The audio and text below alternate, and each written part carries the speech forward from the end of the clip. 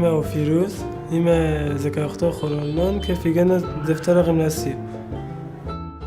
Και το όνομά μου στη φερσικά σημαίνει ευτυχημένος. Περπατήσαμε μέρες, είχε πάρα πολύ κρύο, δεν βρεθήκαμε πουθενά, δεν ξέραμε πού πάμε. Τα παιδιά κρυώνανε, ήταν κάποια παιδιά μικρά, οι γονείς τους δεν μπορούσαν άλλο, τα βάζανε σε βαλιτσάκια μέσα.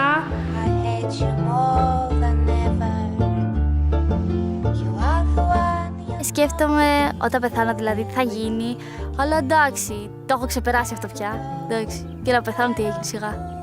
Έχω δοκιμάσει τάικουαντό, τένις, βόλεϊ, πινκ-πονγκ, χάντμπολ, καράτε. Τα σταμάτησα όλα.